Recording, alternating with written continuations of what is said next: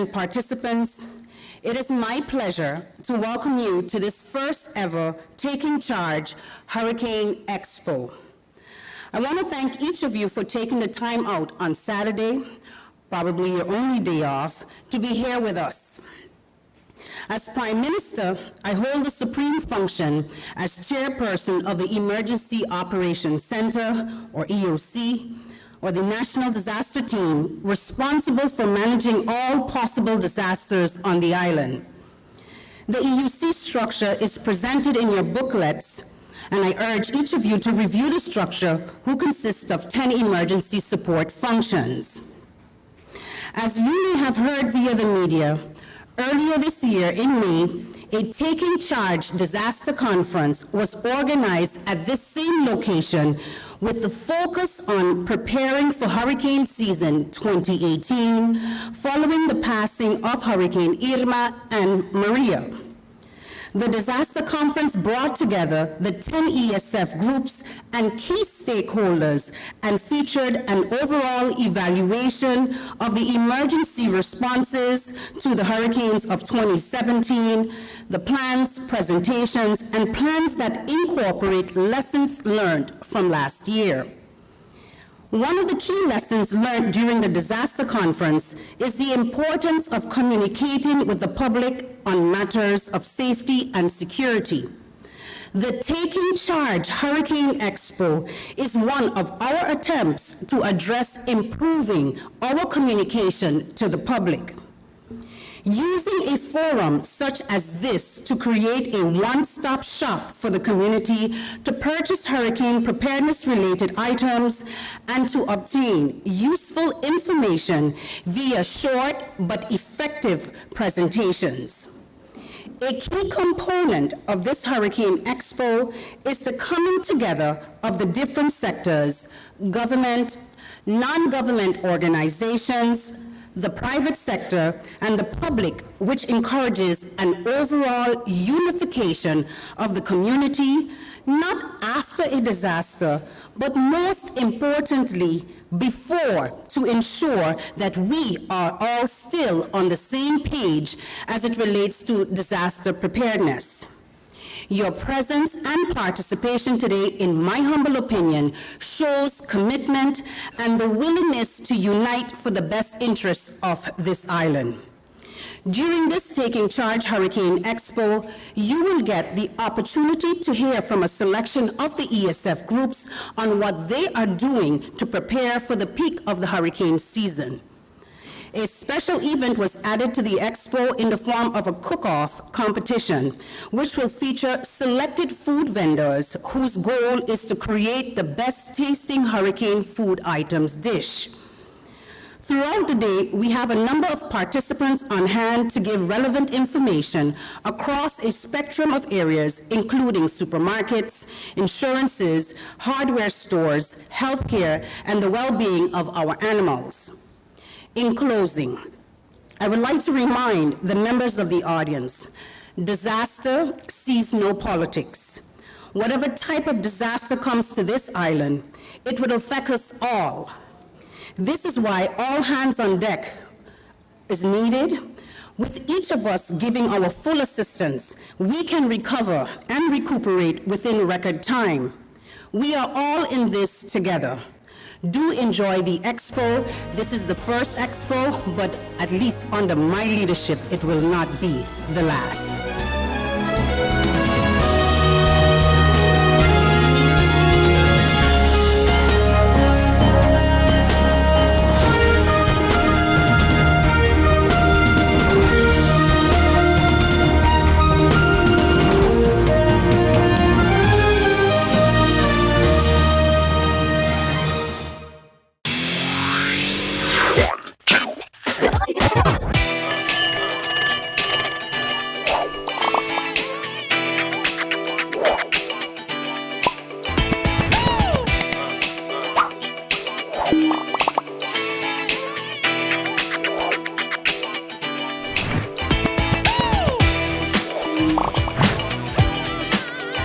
SXM, connecting you. GEBE has been faithfully serving the communities of St. Martin, powering your home and our economy. Come rain or shine, our qualified team of professionals are working hard 24 hours a day to provide you and your family with safe, reliable electricity and water. We use the latest technologies and test our products daily to maintain the highest international standards. Our friendly staff is always there to assist you, whether in person, over the phone, or online. We are committed to constantly improving our products and services, making them more efficient, effective, and environmentally friendly to serve you better today and our next generation of clients tomorrow. GEBE, powering a brighter future. Our friend Megawati is here with tips to save you energy. 1. Turn your airco temperature up. 2. Use a ceiling fan instead. 3. Buy energy-saving products. Save some green with NVGEBE.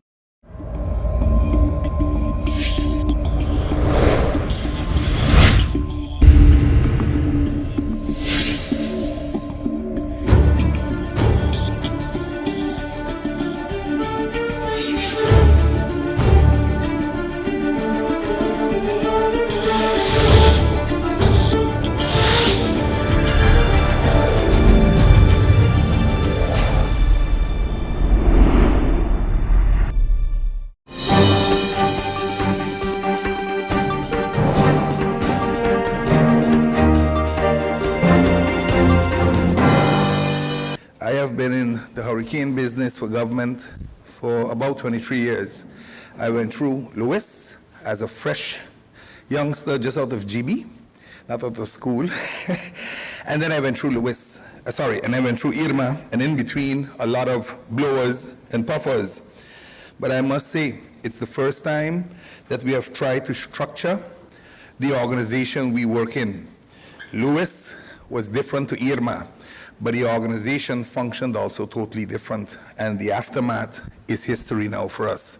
So, Madam President, thank you so very much for putting it into perspective so that all players are on board, and not only the government is trying to solve a problem that we cannot solve alone.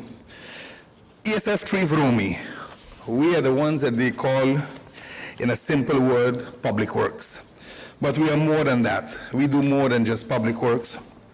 And you can see that the responsibilities we have when it comes to the ESF itself are the management of garbage and debris, water management, and when I say water management, I'm talking about the ponds primarily, the flooding, management of the built environment, so where we have structures in place already, and we also do a lot of support, logistical support to the COPI, the ESF 4, which is the fire department, the ESF 5, the police, the ESF 6, the medical, traffic control, and with the hurricane preparedness model, scenarios trainings with ESFs, we also do some work, but we also do some work with ESF 7, which was unfortunately omitted here, which are the shelter management.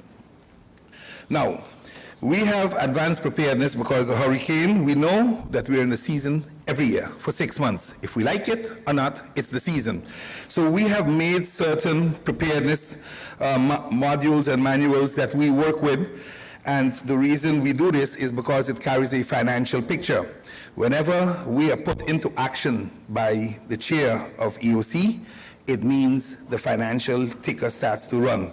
So we have to be extremely cautious how we do this and when we do this.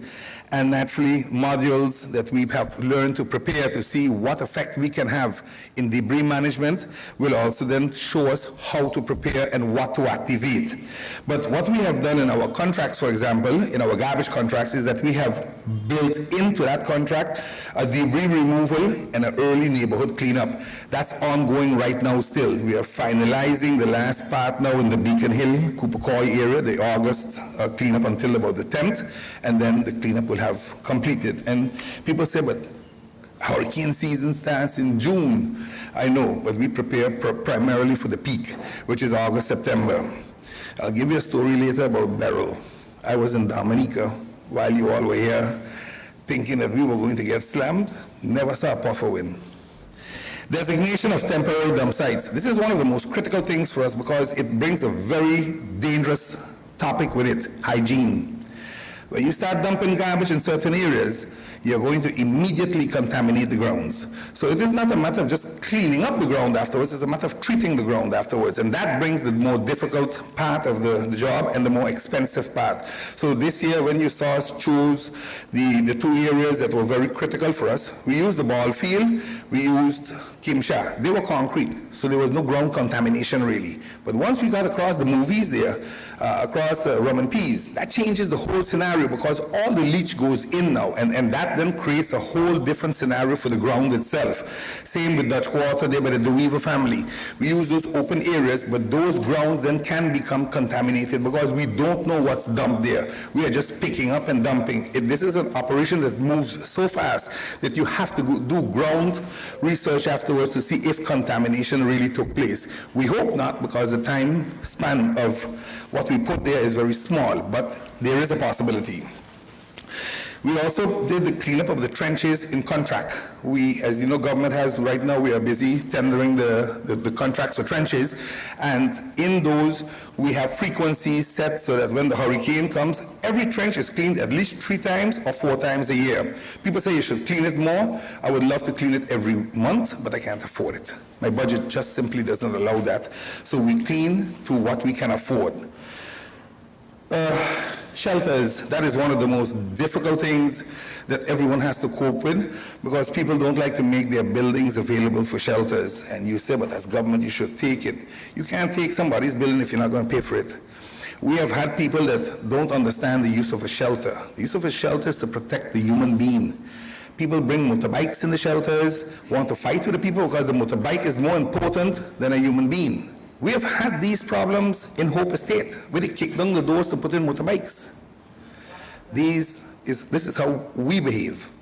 So, as government, when you look for shelters, you very often have people telling you, I don't really want to do this, you know, it's difficult. And then the other thing that you have to look at with shelters is, can you reach the shelters during a storm? Are these shelters going to flood? Because water plays a nasty game. And I know sometimes if the shelters are not high enough, they flood and people lose more and have more damage to themselves when this happens. Advance notice that we want or we need is 72 hours. That means ESF will have been called. Normally I am in very close contact with the Met Office so that we have a good indication on what's really going to come and how it's going to come. And ESF meetings are called, sometimes with the COPI. We are called in, and once we get the green light from the chair of the EOC, we start preparations. We need certain times, because by us, it's not only paperwork, it's really, we physically have to go there, make extra garbage cleanups, so extra hauls up to 12 hours before a storm. We try to get the haulers to still pick up. They, on the other hand, tell us, Bancampa, listen, I too have a house and family that I have to board up. I too have a business that I have to protect. So you're playing with time margins that sometimes people say, yeah, but they pick up the garbage last minute. If you didn't pick it up last minute, put it in your yard and tie it to your fence. Don't leave it outside, because that's what they did with Irma. We are now 3,000 bins short. We have lost 3,000 garbage bins. And I can't even collect insurance on that. No pun intended.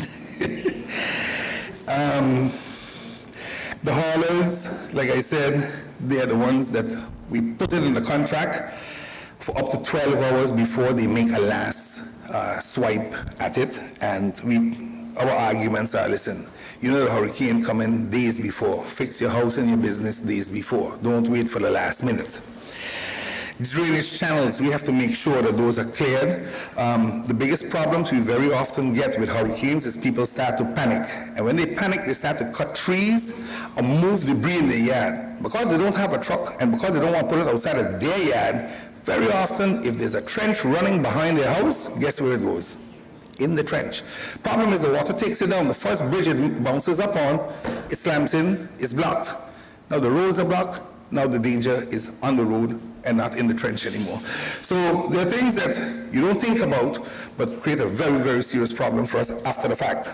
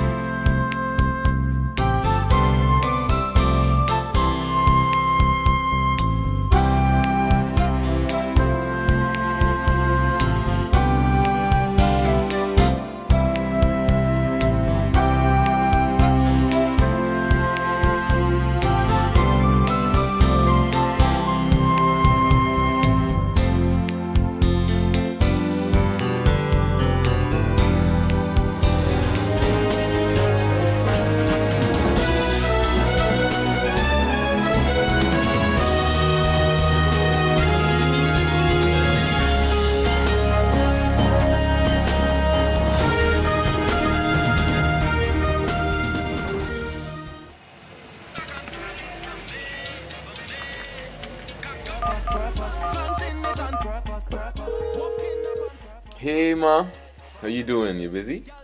I hear, just paying some bills, taking care of business, you know what it is? I know, you're doing your online banking. I don't have to stand in those long lines to pay bills. I can transfer when I want. I can check my account wherever. It's like the bank open 24/7. I even here checking the statement right now as we're talking. How's Miami? Well, that's why I'm calling. I'm finishing up a few songs now, but I'm afraid that studio time might be more than I thought.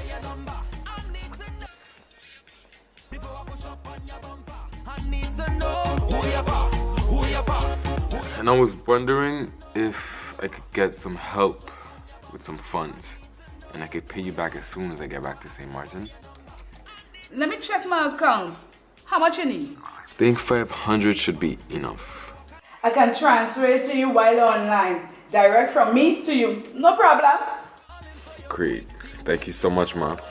I'll get online with Wib now. Alright, darling. You know who you're for? I need to know who you're for. Contact WIB today for your complete personal online banking experience. Available for all mobile devices, the Windward Islands Bank, now your online banking partner in progress. Who you're for.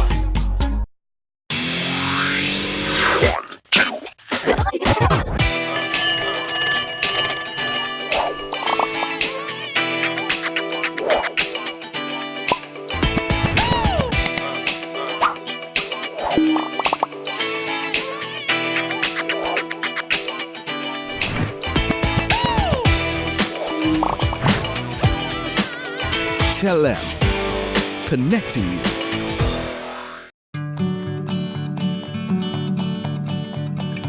It's been said that behind every door, possibility awaits.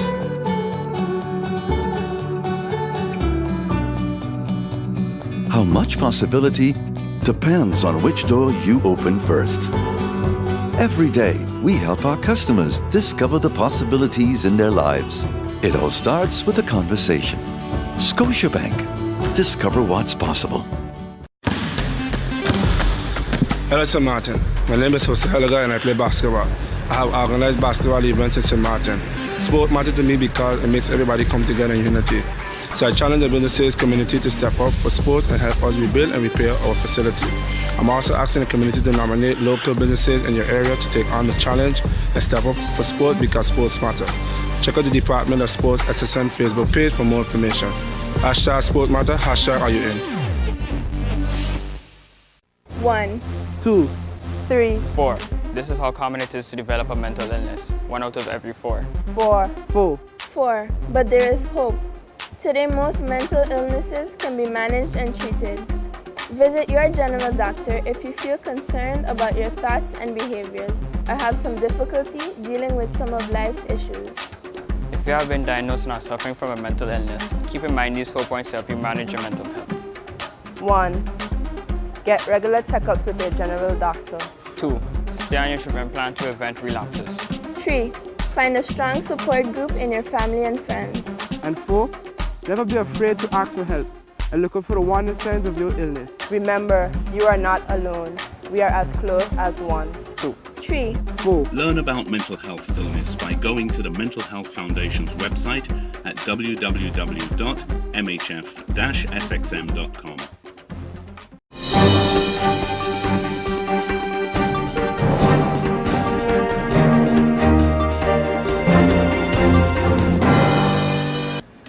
As ESF 5, we have been doing our plans and we have been doing training. We got training from Holland.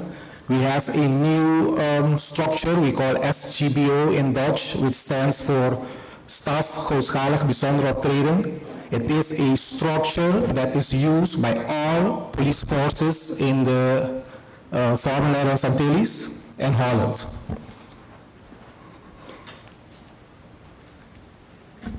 Disaster management framework is a framework that is a structure that provides disaster risk reduction. It has a pre-phase starting 96 hours before, during and after until we scale down and everything returns to normal. In this framework, we have an international framework where we deal with the national police from the Netherlands. We have a regional framework where we deal with Curaçao, Aruba, Bonaire. And we have a national framework where it's the local AOC. And the SGBO, what I'm talking about, is our internal framework. And this internal framework, I'm going to explain how this have helped us to prepare better than ever. Here you see it. You see that the international is the one green with the Netherlands. Once they gone, the SGBO in Holland became operational. So SGBO Netherlands Hurricane St. Martin is in effect. So we are talking, they have our operational plan, we are in contact, and we're going to continue, and when we go in the pre-phase is when we really come into action. When we come into action, this DFM is the one is being executed, and you see that Curaçao is on top. And that is for a practical reason, because the chief of police them have had agreements that Curaçao will be the one that will organize for us all our support that we need. So the only thing the chief of police have to do is say what expertise they need, how much detectives, how much what we call blue, and it will be arranged. So you don't have to bother, you just will get a WhatsApp. The next flight will have 20 persons, or the next flight will have so much. So all our support will be organized from the top, Curaçao, in connection with all the other SGBOs. That's the structure which we're working. We had the opportunity to try it with UX exercises that we had. We had the opportunity also to put it in effect with the threat of Hurricane Beryl, which luckily passed us by. This is a national framework. The police is ESF 5. On operational level, you will have under the ESF 5 the copy. If you open the booklet that you have on page 3 and 4, you will see it. That's on operational level, but the SCBO that I'm talking about is a tactical structure, and that will fall under the ESF 5 coordinator as the chief of police. So I put here the SGBO. You can see that it's fall under the chief. So all the decisions taken in the AOC and all the activities happening at operational level with the copy is being passed to this structure, and this structure will set out all activities. Under it falls the local police, the RST, KMAR, also the Detachment of Holland, and all the other supporting agencies like the Marines, VKS, all those in the Ministry of Justice, Prison, Customs, Coast Guard, etc. The SCBO is what I'm going to explain, the method that is being used. You have a commander, you have a logger. Then each, you have 5 names on the left-hand side, 5 on the right-hand side. Each of these is called a button, and each has specific tasks. For instance, the support, that is the biggest button for the commander. The support regulates 1, personnel, has to roster them in, vehicles, communication, logistics, old personnel, if they are, they self became victim, if they need to be flown out, all those things is being dealt with by the support team. So that button is the one that has his staff under it, and they is executing it. The public orders, normal public orders, traffic circulation.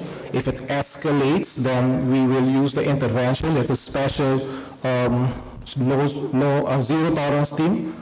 The networks is in the pre-phase. The networks is the one that will check, for instance, with the guest houses, the hotels, how many people they have, if they're flying there out, and how the progress of that is going.